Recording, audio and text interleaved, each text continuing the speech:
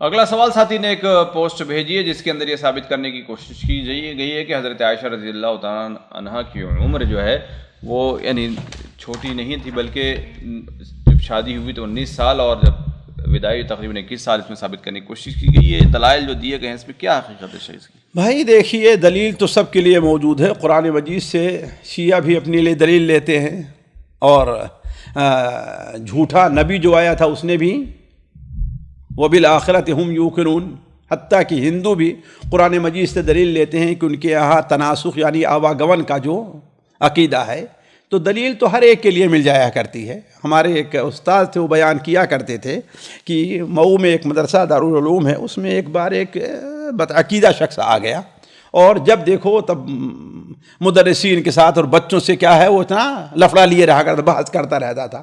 ایک دن طلبہ نے سوچا کہ ایسا کرتے ہیں کہ اس کو عصر کے بعد وہاں چھٹی ہوتی ہے، جب اساتذہ باہر نکلے تو مار کر کے بھگاؤ اس کو. چنانچہ اساتذہ اپنے گھر چلے گئے پڑھا کر کے، تب اس کو طلبہ مار کر کے بھگانا شروع کر دیے. جب گیٹ پر پہنچا تو کہتا اب اللہ کے رسول کی سنت ادا ہو رہی ہے کہ آپ کو طائف سے مار کے بھگایا جا رہا تھا، مجھے یہاں سے مار کے بھگایا جا رہا ہے. تو دلیل جہاں تک معاملہ ہے ہر ایک کے پاس دلیل ہے، لیکن یہ چیزیں بے بنیاد ہیں. یہ وہ لوگ ہیں جن کے دل میں کھوٹ، بلکہ بسا اوقات یہ لوگ سفید جھوٹ بولتے ہیں.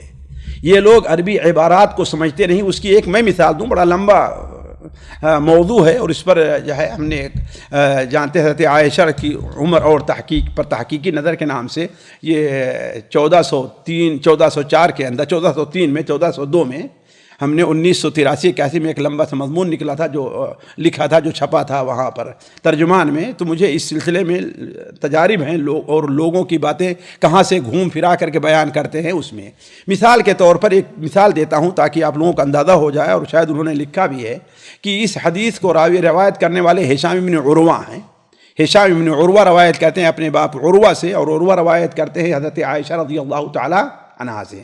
اور ہشام عراق میں جب آئے ہیں تو ان کا حافظہ کمزور پڑ گیا تھا، لہذا علماء نے، محدثین نے ان کی ان روایات پر اعتبار نہیں کیا جو عراق میں بیان کی گئی، اور یہ روایت کیا ہے؟ عراقی ہے.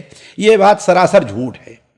اولاً تو ہشام بن عروہ ایک عالم، ایک امام ہیں، اور بڑے بڑے علماء اور محدثین نے ان سے حدیثیں لی ہیں. ان کی وہ تمام روایتیں جو عراق میں بیان کی ہیں ان پر نظر ضعیف نہیں کہا، لیکن ایک محل نظر ہیں. لیکن وہ روایتیں اگر حماد ابن اسامہ بیان کرتے ہیں، حماد ابن سلمہ بیان کرتے ہیں، اس قسم کے لوگ، تو وہ اپنی جگہ مسلم مانی جاتی ہیں. لیکن اگر مان لیا جائے کہ ان کی وہ روایتیں جو عراق بیان کی، تو وہ راوی بھی ان کے ساتھ موجود ہیں، عبد الرحمن ابن ابی زیاد وغیرہ، جو مدنی ہیں اور ان سے روایت کیے ہیں، اور وہ بھی حدیث کی کتابوں میں موجود ہیں. حدیث کی کتابوں میں موجود ہیں. کچھ نہیں، صرف فتح الباری اٹھا کر کے لوگ دیکھ لیں. دوسری بات، اس حدیث کو ہشام بن عروہ سے نہیں روایت کیا ہے، عروہ کے دوسرے اور شاگردوں نے بھی اس کو حضرت عروہ سے روایت کیا ہے، اور صرف حضرت عروہ ہی نے حضرت عائشہ سے نہیں روایت کیا ہے. بلکہ ایک بار میں سوچنے لگا، دیکھنے لگا، تو ہمارے خیال سے 6 یا 7 راوی ہیں، 6 یا 7، جس میں اسود ابن یزید وغیرہ بھی ہیں، اور زہری ہیں. زہری نے تو عروہ سے روایت کیا ہے. اسود ابن یزید اور ابو سلمہ ابن عبد الرحمن، یعنی اس قسم کے کبار محدثین ہیں جنہوں نے حضرت عائشہ سے حدیث کو روایت کیا ہے. تو یہ جو بنیادیں لے کر کے بنا کر کے عوام کو دھوکہ دے رہے ہیں، اس کی کوئی حقیقت نہیں ہے. اصل یہی کہ حضرت عائشہ رضی اللہ تعالی عنہا کی عمر کتنی تھی؟ 6 سال تھی نکاح کے وقت، عقد کے وقت، اور رخصتی کے وقت کتنی تھی؟ 9 سال تھی. اور اس میں انہوں نے ایک اور نقطہ رکھنا چاہا ہے کہ حضرت عائشہ رضی اللہ تعالی عنہا غزوہ بدر میں شریک ہوئی تھی. یہ بالکل جھوٹ ہے. غزوہ احد میں غزوہ احد میں نہیں شریک ہوئی تھی.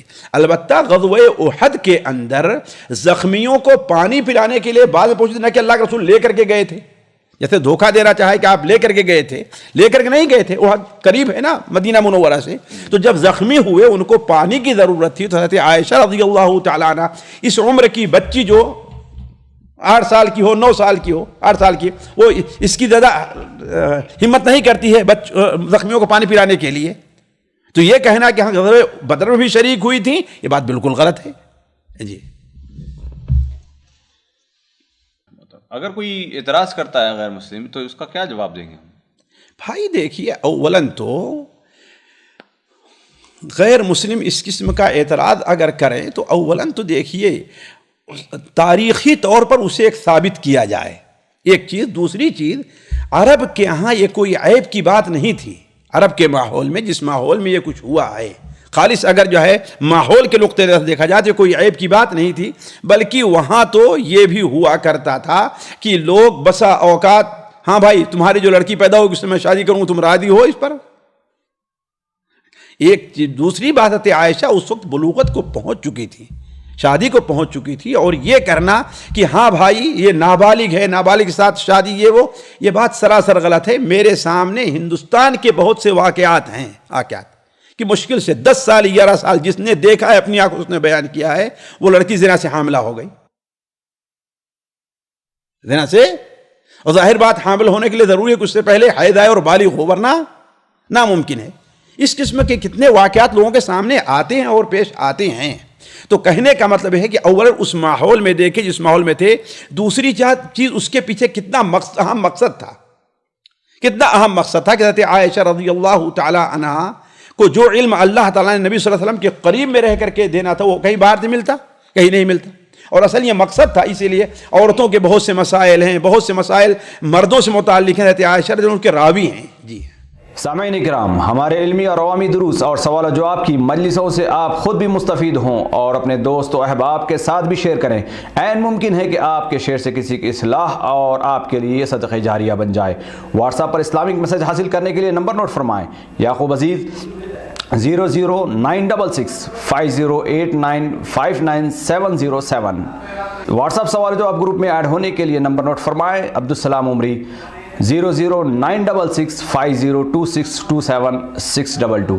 نمبر بھیجتے ہوئے نام اور پتہ ضرور لکھیں۔ اسی طرح ہمارے یوٹیوب چینل اسلامی دعویٰ کو ضرور سبسکرائب کریں تاکہ ہماری ہر نئی اور اہم ویڈیو کی اطلاع آپ کو فوری حاصل ہو جائے۔ تمام دروس، مقالات اور سوال و جواب سیریز کے لیے ہماری مشہور ویب سائٹ www.islamidawah.com کا مشاہدہ کرتے رہیں۔ السلام علیکم ورحمۃ اللہ وبرکاتہ۔